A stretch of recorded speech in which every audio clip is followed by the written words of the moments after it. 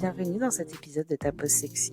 Je suis Anne-Elisabeth, ta coach en sexualité, qui dans chaque épisode t'invite à explorer ton intimité au travers de conseils audacieux, mais aussi de récits érotiques et captivants. Installe-toi confortablement pour plonger dans ton monde mystérieusement et merveilleusement érotique. Bonne écoute! Dans cette pause aujourd'hui, on va parler d'un sujet qui est tabou, voire même extrêmement tabou, mais qui est vraiment crucial quand il s'agit de sexualité. On va parler prévention avec les infections sexuellement transmissibles. Je sais, c'est pas glamour. On n'a pas du tout envie d'y penser quand on a un rapport sexuel, mais c'est vital. Franchement, c'est trop important de ne pas passer à côté de ce sujet. Ça fait vraiment partie de notre quotidien, donc c'est vraiment important d'être informé. Alors, il existe vraiment différentes formes d'infections sexuellement transmissibles. Déjà, à savoir, on ne dit plus maladie sexuellement transmissible, on ne parle que maintenant d'infections sexuellement transmissibles. Et ces infections, elles peuvent avoir des conséquences en fonction des différents virus et autres joyeusetés que l'on peut choper. Elles ont chacune des conséquences, mais par contre, on a vraiment un moyen de s'en protéger. Enfin, on a même plusieurs moyens de s'en protéger. Il y a déjà le fait de se protéger et le fait de se dépister. Bon, on va déjà commencer par la première, celle que je pense que tu connais trop bien, qui est le VIH. Donc le VIH, c'est l'infection sexuellement transmissible la plus connue. Elle s'est propagée plutôt dans les années 80 dans la population. Et aujourd'hui, il y a eu beaucoup d'avancées sur la prévention et aussi le traitement du VIH. Donc déjà, en fait, quand il s'agit du VIH, maintenant il existe un traitement qui s'appelle la PrEP. Donc la PrEP, qui est plutôt utilisée dans la communauté queer, mais qui peut tout à fait être utilisée par tout le monde. Donc je trouve que c'est ultra important d'en parler.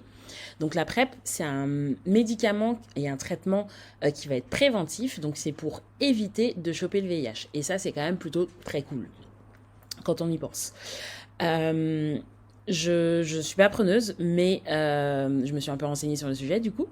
Et en fait, c'est un peu comme ta pilule contraceptive, hein, la PrEP. C'est un comprimé que tu as à prendre en fait tous les jours à la même heure. Et ce comprimé te permet en fait de bloquer le VIH, d'être contaminé par le VIH. En fait, ça bloque le système d'action pour que le VIH puisse se fixer dans une de tes cellules et se reproduire. En fait, voilà, ça bloque ça. Donc, ça veut dire que si tu as des rapports à risque et que tu es sous PrEP, tu ne peux pas choper le VIH.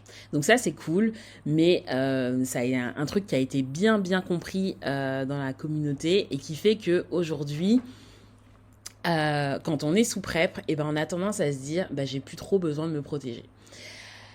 Non, c'est pas tout à fait vrai.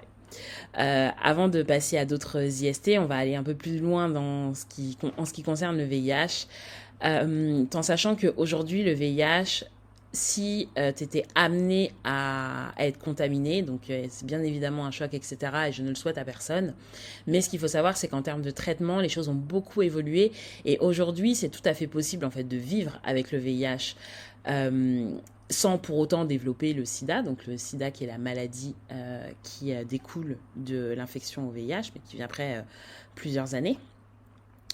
Et aujourd'hui, en fait, il y a des médicaments qui te permettent de maintenir ta charge virale au plus bas, hein, à 0, et donc d'in fine être indétectable. Donc ça, c'est quand même vraiment super quand on y pense. Alors, si tu as été séropositif, que tu as contracté le VIH, en fait, il ne part pas, ok. Mais par contre, tu es indétectable, donc tu peux pas transmettre. Donc ça, c'est cool, parce qu'aujourd'hui, on a fait beaucoup d'avancées dans la médecine qui te permettent en fait d'arriver à ça. Mais ça reste quand même ultra important de se protéger et aussi de se dépister. Avec du coup l'arrivée de toutes ces avancées au niveau notamment du VIH, la PrEP, etc., ça fait que ça a beaucoup rassuré parce que c'était quand même la grosse menace de la sexualité. C'est pour ça il y a eu tant de campagnes sur le port du préservatif, etc., etc. Donc c'est très bien que ça ait avancé, mais la PrEP, elle ne protège pas de toutes les autres IST qui sont, elles, toutes aussi présentes. Et aujourd'hui, on voit que autant le VIH recule en termes de contamination, mais pour ce qui est en fait de la présence des autres IST, eh ben, il y a quand même de plus en plus de contamination d'autres types d'IST. Alors, pour t'en citer quelques-unes, il y a les hépatites A, B, C, il y a la syphilis, il peut y avoir de l'herpès génital, du papillomavirus, la chlamydia, les gonorrhées et autres joyeusetés. Donc, quand on pense à tout ça, on se dit quand même que le port du préservatif reste ultra, ultra, ultra important. Et ce qu'il faut savoir, c'est que les préservatifs, en plus, il en existe plein de différentes tailles, plein de différentes textures, épaisseurs, etc. Et donc, si ton mec te dit, moi, je supporte pas le préservatif, eh ben, il y a un super travail à faire ensemble de trouver la bonne taille, la bonne marque, les bonnes matières pour que tous les deux, vous passiez des moments ultra agréables. Après, même si le port du préservatif est quand même bien répandu, on a tendance à mettre un préservatif quand on parle de pénétration.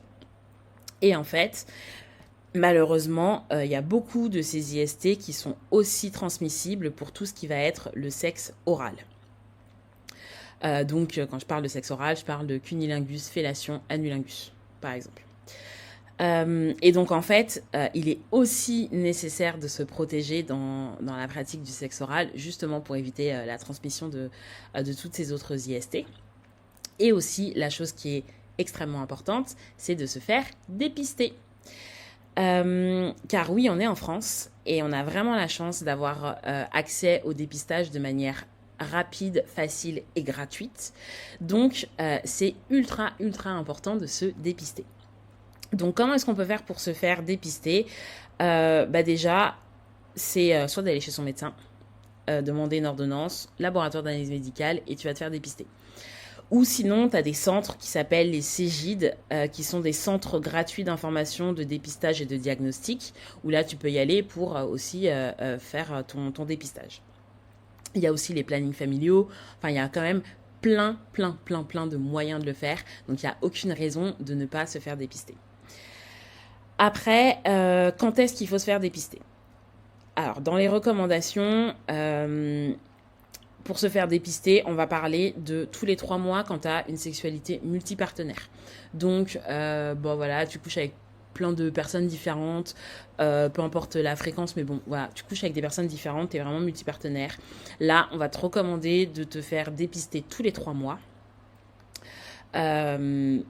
Mais ça n'empêche quand même pas de se protéger, mais vraiment tous les 3 mois. Et si tu n'as pas ou vraiment très peu de changements de partenaire, c'est à minima 1 fois par an.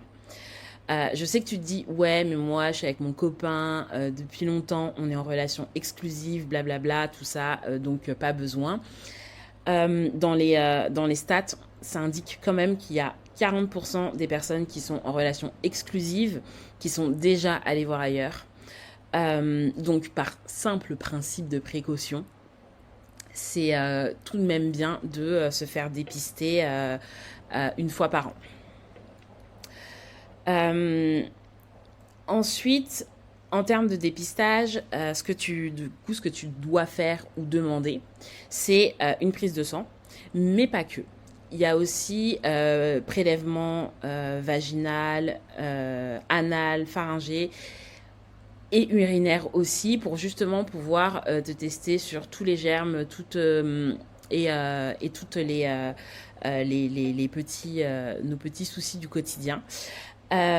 Du coup, c'est quand même quelque chose qui n'est pas forcément spécifiquement prescrit par les médecins. Tous les médecins ne prescrivent pas forcément le prélèvement multisite. Donc, si ce n'est pas le cas, si ton médecin ne le fait pas, tu as juste à le demander, que ce soit rajouté. Et ça ne te prendra pas plus de temps, ça se fait au même endroit. Enfin, vraiment, on a la chance de pouvoir faire ça de manière ultra simple, ultra rapide et gratuitement. Donc, franchement, n'hésite vraiment pas à aller te faire dépister.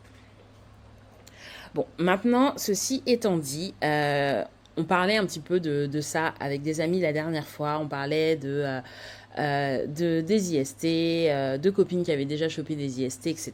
Et on s'est dit qu'il y avait quand même quelque chose de pas facile quand il s'agit de discuter avec son copain sur quand est-ce qu'on retire le préservatif.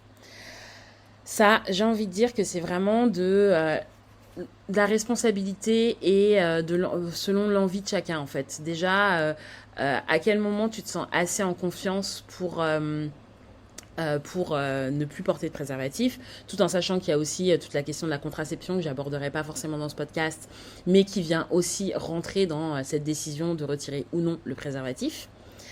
Donc on met de côté le côté vraiment contraceptif. Là on est vraiment plutôt sur le côté sécurité. Et en fait, moi, je sais que c'est quand même quelque chose que je vois comme un énorme green flag chez un mec quand on parle justement dépistage, IST, etc. et qu'on a cette conversation. Moi, c'est quelque chose qui me rassure quand un mec me dit c'est date de quand ton dernier dépistage, etc. C'est déjà, je sais que je suis face à quelqu'un qui est informé, qui prend lui aussi soin de sa santé, etc. Et donc, moi, c'est quelque chose qui va me mettre en confiance. Donc, je vais pas te donner une règle, tu dois le faire au bout de tant de temps de relation. Ça, c'est vraiment quelque chose à discuter à deux. Mais en tout cas, c'est pas quelque chose que tu dois faire si tu te sens sous pression. Tu vois, comme je te disais tout à l'heure, si c'est juste retirer le préservatif parce que ton mec te dit ouais, enfin moi ça me fait débander, c'est pas une raison de ne pas porter de préservatif. Il y a vraiment tellement de choses qui existent, tellement de marques de préservatifs qui te permettent en fait d'avoir du confort quand tu portes un préservatif, que c'est vraiment pas une excuse.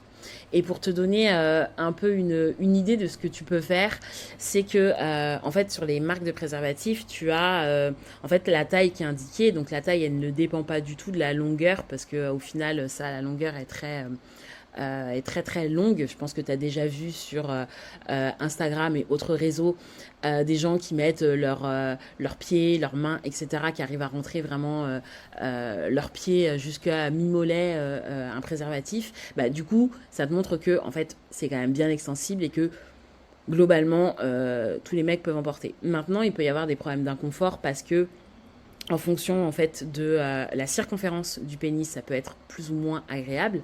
Et donc en fait, il y a l'indication sur la taille des préservatifs sur les boîtes. Et donc en fait, il suffit de mesurer la circonférence de son pénis avec un mètre ruban, j'entends bien, pas avec une règle, mais avec un mètre ruban pour vraiment faire le tour et voir en fait quel est le diamètre du pénis et pouvoir choisir la bonne taille. Et c'est ultra important de choisir la bonne taille parce que ça évite tous les petits accidents de j'ai perdu la capote ou de la capote s'est déchirée, etc.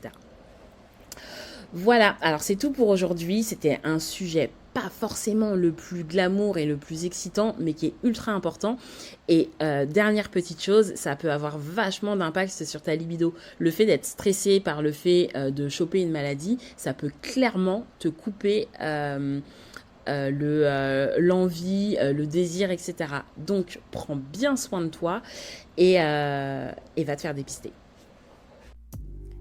Et voilà, c'est terminé pour cet épisode. Si tu as aimé, n'hésite pas à t'abonner et à partager ce podcast à tes amis. Retrouve-moi aussi sur Instagram pour me dire ce que tu as aimé et dans ma newsletter pour plus de conseils. À la semaine prochaine!